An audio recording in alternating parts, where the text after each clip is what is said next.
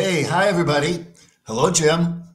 Hi, Mike. Good to see you. Oh, it's great to see you. Everybody out there, on the right side of your screen is Father James Martin, S.J., and you're probably tuning in because you knew it was going to be Father Martin.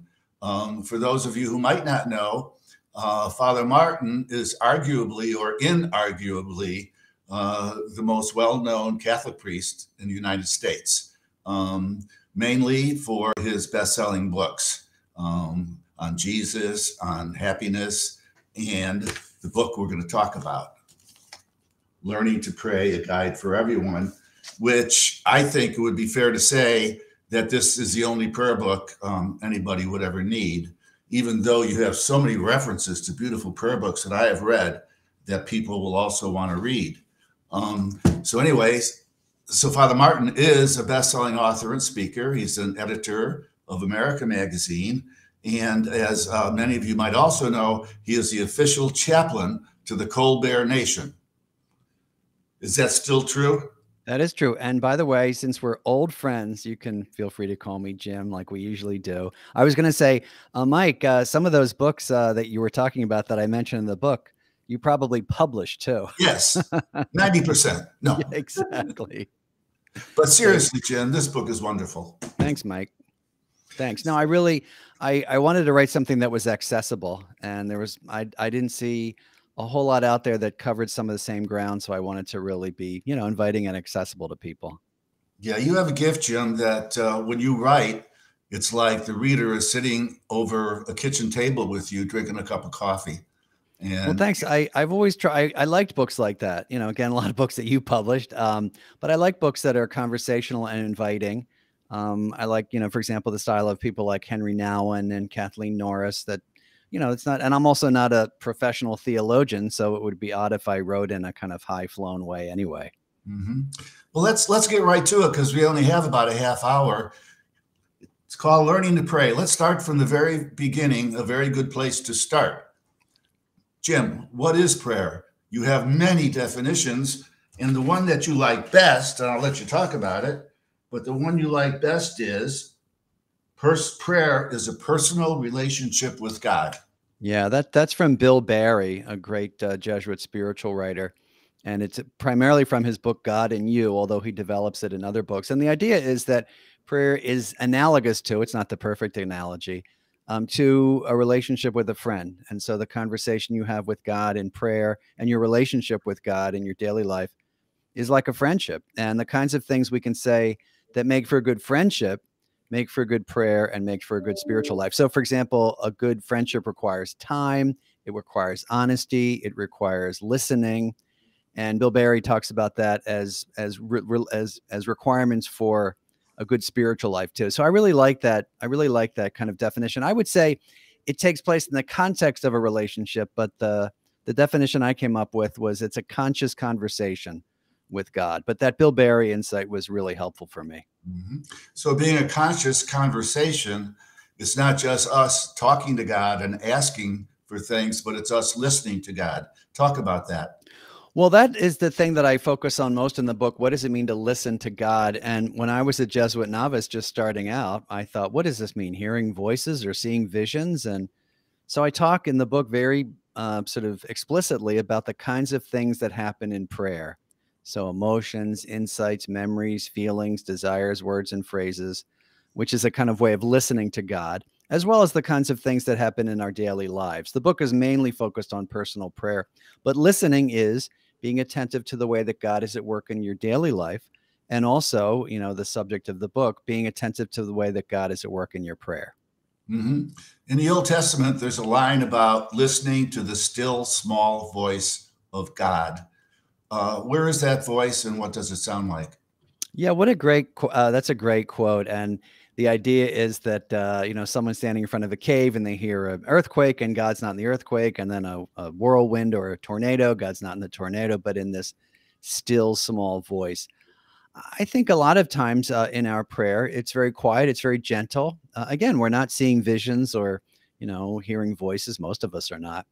And the way that prayer comes is usually very gentle. And I find that in my own work as a spiritual director, those kinds of gentle promptings, invitations, again, memories, insights that people sometimes might dismiss as not grand enough or not big enough are really the way that God most often speaks to us. So the still small voice, which is terrific. Yeah. Sometimes there really is a still small voice that you hear. That doesn't sound like a voice from a human. That sounds a little bit like the voice that you use when you speak to yourself. And it's very gentle and it's very reassuring. Have you had that experience? I have many times, and I want to say to people who haven't had that experience, it doesn't mean there's anything wrong with you. It just means that you may not have had that yet. But I find also, and I talk about this in the book, words and phrases that often come up in people's minds when they're praying. I use the example, my mom was praying once and looking out the window of our old house and said to God, "Do you love me, God?" And the words that came up in her mind were, "More than you could know." And, again, as you were saying, it's like the voice you hear when you're remembering a song lyric or a poem or something like that. She didn't hear a voice, but it's that kind of gentle voice and other ways of having gentle promptings that are pretty common. It's one of my favorite lines, which I put in the book, came from a Jesuit who died about 5 or 6 years ago named Bob Gilroy. You may have known him. He was an artist as well. And he said, I love this, that people have these experiences all the time, but they're just not encouraged to talk about them. So that's part of it too, that people need to be encouraged to say, hey, look what's happened to you. Yeah. Yeah. Sometimes I find that in my life, I've been so busy talking to God that I couldn't hear God speaking to me. And I learned that when I get in that situation, the best thing to do is to try to be very still and say, God, what do you want me to know? And then when I listen, I usually hear something like, everything's all right. Yeah. No, that's very common. And, to use the analogy of the relationship, it's like, Mike, if you and I went out to dinner and all I did was talk. That's about right.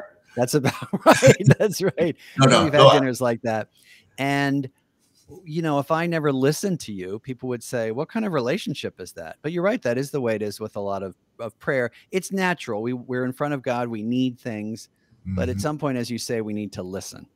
Now that gets into something I didn't want to talk about, but maybe very briefly, you can say something about discernment of spirits. How do we know it's the voice of God and not the voice of the ego? Yeah, so that's a chapter in the book, and I think it's important because not every single thing that pops into your head is a big message from God. As one of my Jesuit brothers likes to say, I love this saying, not every leaf that falls in front of you on the sidewalk is a message from God. So how can we tell these things that are coming into our minds? Like you were talking about, everything is okay. Well, there are a couple things. One is, does it seem good or evil? So obviously everything is okay, seems good. Does it fit with what we know about God, right? Would God want to tell you that? Yes. Does it fit with your life right now? Yes. If you have a stressful life, it would make sense that God would say this. Does it lead to an increase in love and faith and charity? Sure. Does it make sense with what we know about the Bible? Sure. So I think most people can trust themselves to be able to discern what kinds of things are coming up in prayer and what kinds of things are just distractions or maybe our own ego. I think actually it reminds me of we're both of a certain age, the old Dr. Benjamin Spock book for baby care that started off, you know more than you think you do. I think people should feel that way about their prayer and discernment. You can tell in general what's coming from God. That's good.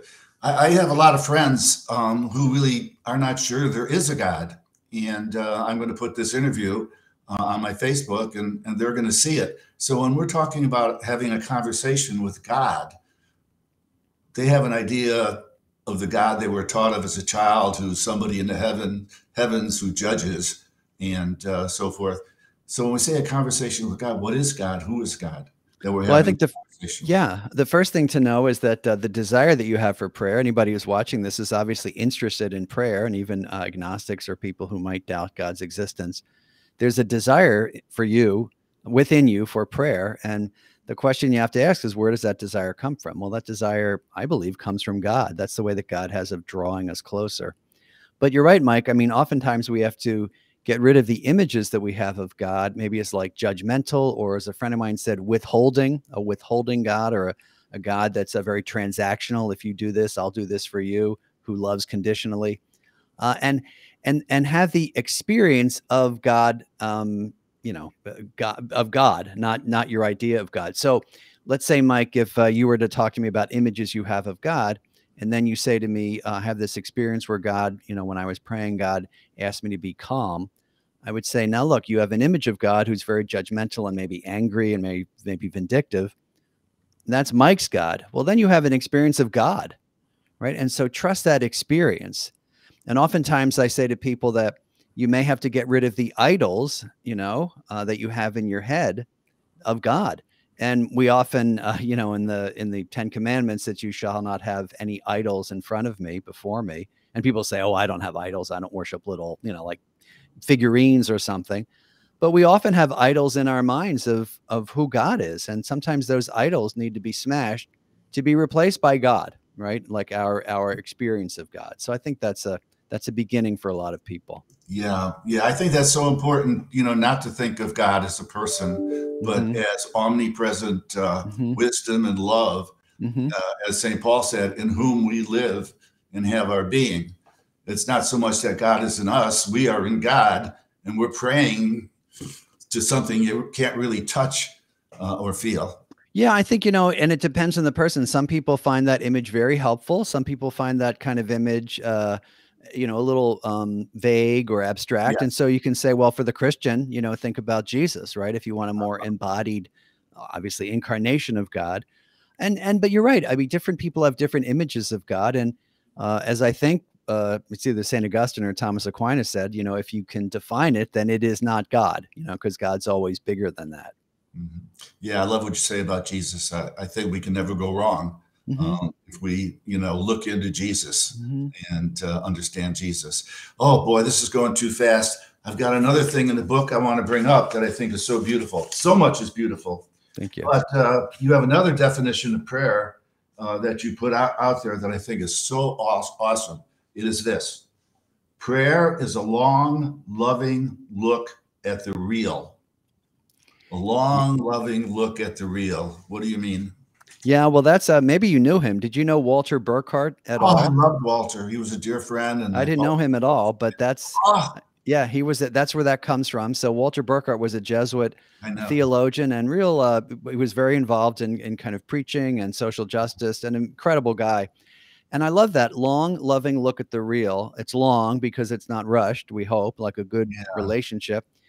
It's loving. It's done in the context of a loving relationship. It's a look. It's a kind of contemplative look. And it's at the real. That's a kind of a corrective, I think, to people who think that prayer is not about what's going on day to day, that you can experience God through the reality of your daily life. But long, loving look at the real it's just so, and also God's real. I'm just realizing this now as I'm talking about this, but the reality of God. So I find that really a powerful definition. Yeah, I did too. It just made me sit back, and I knew it was Walter who. Oh, that's great. He was the most wonderful man.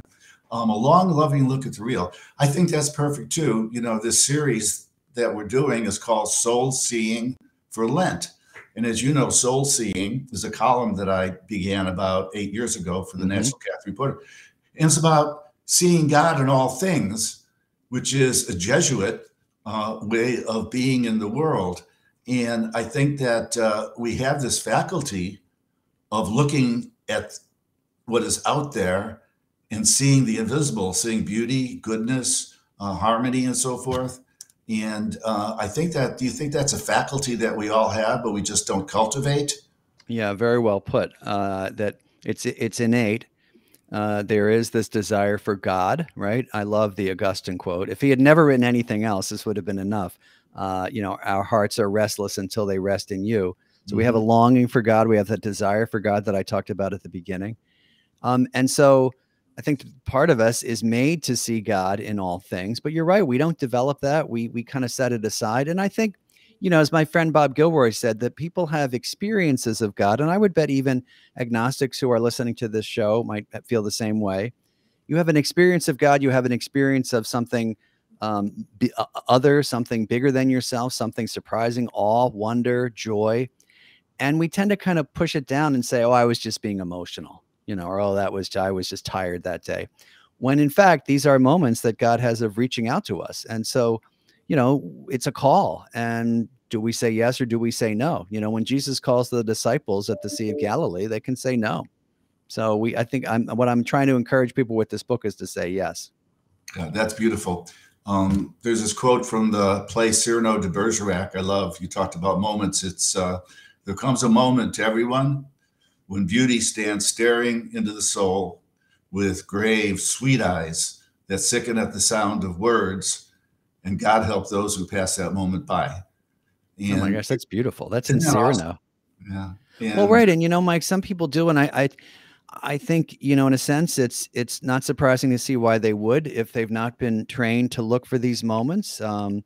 If they're too busy, that's another thing. If they can't kind of disconnect, it can be hard to accept those. And yet, as you were saying, it makes it all the more important for us to be attentive to that still small voice, because oftentimes it's a very quiet and very gentle invitation. Yeah. Now, speaking of that moment, there's so many favorite parts that I have in this book, but in the very beginning of the book, I don't know if you remember, a lot of pages, you speak of a moment when you were a kid riding your bicycle. Yeah. Which was perhaps your first experience of prayer. Yeah, although I didn't really know it at the time. I can read a little bit from it. Yeah, feel free. It's probably more articulate in the book than I would be here. It's so beautiful, and it's something everybody can identify with. It goes and goes, and then you were falling off your bike. To right myself, I set my feet down. Then I looked around. All around me was so much life, the sights, the sounds, the smells, and suddenly I had a visceral urge not only to be a part of it, but also to know it and somehow possess it. I felt loved, held, understood. The desire for everything, somehow for a full incorporation into the universe, and a desire to understand what I was doing here on this earth filled me. It wasn't a vision. I was still looking at the meadow. I hadn't left myself. And as a boy, I don't think I would have been able to describe it as I just did. But I knew something had happened. It was as if my heart had stopped, and I was given a conscious inkling of the depths of my own desire for what? I wasn't sure. Yeah. I go back to that a lot. I'm actually writing about it again for another book. And it was it's hard to describe. I mean, I was sort of surrounded by beauty. I was probably about, I guess 9 or 10, maybe, on my bike. And it was a very warm spring day. And I describe it as a meadow. It was just like an undeveloped lot that I was kind of going through that had flowers and, weeds and stuff. And I can remember like where I was, literally and physically where I was in that meadow. And I remember thinking, there's something more, there's something more than I loved school. There's something more, there's something behind all this. And I just thought, what is it? And what am I experiencing? And what's going on? And again, it wasn't any big mystical, I wasn't slain in the spirit. I didn't have some mystical understanding. It was just more of a kind of conscious awareness of, there's something else and there's something more. And this earth is so beautiful. I would not have described it that way at all when I was 10. I probably wouldn't have said anything. But looking back, I go back to it in my prayer. And I think, again, to get back to everybody's experiences, and I don't have experiences like that a lot, I think if you dig deep enough in people's lives, you will come up with something like that. Maybe not in nature, maybe not when you're 8 or 9, maybe something totally different. Maybe when you're with your wife or your husband or children or whomever, or you're out in nature, whatever. But again, it's that invitation. And I think we can say yes, as that thing from Cyrano, we say yes or we say no. It took me a while to realize what that was, though. I think that's so beautiful. And I think you're right. Everybody does have a moment or two like that. And it's good not to forget about it, because to remember it keeps you going. Yeah, it does. In my strange piety and spirituality, I sometimes think, I hope it doesn't happen for a while, that when I die, that's where Jesus is going to meet me, kind of in that place or in that little meadow. Also, Mike, you'd laugh. I think if I went back and took a picture, it'd be like some like dirt. I imagine it as this beautiful like meadow from a Monet painting or something, but it's like a undeveloped plot that I was kind of cutting through, filled with weeds. But I do remember all the flowers and Queen Anne's lace and snapdragons, and to me it was really cool. And I was glad I stopped there. But the other thing was, you know, they're unremarkable moments at the time. I just went off to school. You know, Yeah. I didn't sit there and say, oh, now I have to be a priest. Right. So, but you're right. We all have experiences like that, and we need to be encouraged to see them for what they are. You know what it sounds like, Jim? You and I love movies. It sounds like when Elliot was on his bike with E.T. in the basket, Yeah. and he went down the hill, Mm-hmm. and then they fell asleep peacefully in that kind of, you know, dirty little spot of ground, but it was a sacred part of ground. I think also in our childhood, God is very active. And I think that's one thing with, I mean, I don't have kids, obviously, but, you know, for parents to encourage kids to be open to those experiences in a kind of gentle way. Yeah. I had an experience like yours when I was about 11. Hmm. And we played softball in the streets. I lived in Chicago, Mm-hmm. and the sewers were bases. Home plate was one sewer, first, second, third, back to home. And I could never play. I was too little. You know, the big kids wouldn't let me play. And one day they said, go to right field, which was down Lakeview Street. And I was down there, and they hit a ball, and it was going way beyond me. I just ran without thinking, and the ball kind of landed in my hand like a butterfly. And I didn't even try to catch it. It was there. And then I looked around, and everything was alive, and it was dusk, and you could see, you know, the windows were gold with the sun going down and so forth. And I just felt alive and real. And I had no thoughts except that the ball in my hands were one, and I was one with the buildings and all the kids. That's beautiful. And at the time, do you think you were aware of that? No. But now looking at, you know what I was aware of, Jim? It was one of the happiest moments of my life. Because you caught the ball. Yep. No, for a little boy, I mean, I remember that too. For a little boy to do that, oh my God, in front of all your friends, and it's magical. And I think maybe, you know, maybe what I'm realizing now, Mike, is that maybe we can't understand those things at the time. And maybe would have been too much for us to understand. And also, if someone said to you, you're having an experience of God, you'd say, whoa, you crazy, you know, I got to throw this ball back. Yeah. That's why it's good for us to keep on learning about prayer and understanding what it's all about. And we'll know that God is like what E.T. said, I'll be right here. Yeah, that's beautiful. Okay, now, it's almost over, but I got another thing I want to do. Soul Seeing is the column that I shepherd for National Catholic Reporter. And if you want to see Soul Seeing, look at the bottom of your screen where it says ncronline.org.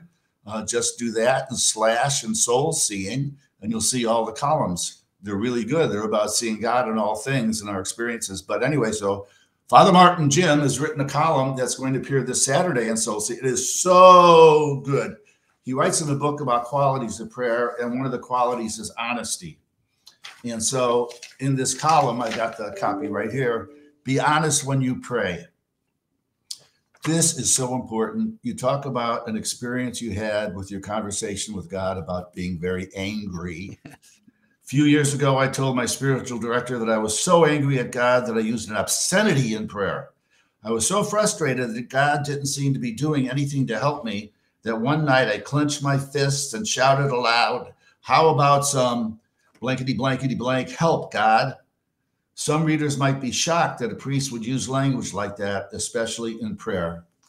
Talk to us. Well, funny enough, it happened in this room. So we're at mise en scène. You know, I was really angry at God, as we get angry at God or disappointed or frustrated. And I just said, how about some, you know, bleeping help? And I felt a little bad about it. And the next time I met with my spiritual director, I told him about that prayer. And he said, that was a good prayer. And I said, why? And he said, well, you're honest. And he also said to me, you know, but is that all that's going on in your life right now? Like this problem you were having? And I said, no. He said, well, then you're not being honest with God because you're only looking at the one part of it, which I thought was really brilliant. I use that with directees a lot. So in other words, if all I talked about was how terrible things were without talking about some of the good things, that's not really honest. That's not really an accurate portrayal. So being honest with God also means showing, you know, God the totality and understanding yourself the totality.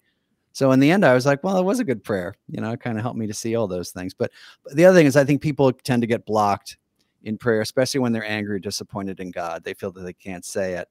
And as Bill Barry would say, you know, that means like in any relationship, if you only say the things that you think you should say or are appropriate, the relationship's going to get kind of cold. So I'm all about honesty and prayer. Yeah, I thought that was beautiful. And it helps us to understand that God does not judge and God does not punish us. You know, God wants only what's good for us, and he wants us to have peace of heart. So that when we swear at God, because it just comes out like a volcano, we can't help it. God is gentle and loving and tender and forgives. Doesn't even see it as a sin. Yeah, and like, I mean, I always say to people, like, you can't obviously pray that way all the time to God. No, but it happens. Right, sure, but it does happen, and I would imagine, you know, for people with children, for example, you know, like the kid shakes his fist at the parent understands what's going on. So it's not the best analogy for everybody, but I think that works in this case. Well, I've got an analogy because when I read that in your piece, I thought of when we found out that Vicky had Alzheimer's. And the most difficult time of Alzheimer's is the beginning, because you're thinking of how it's going to be and how we'll be able to handle it, you know, when they can't walk or talk or hold a spoon. And that drives you crazy. And I remember when I was thinking about that, I swore at God.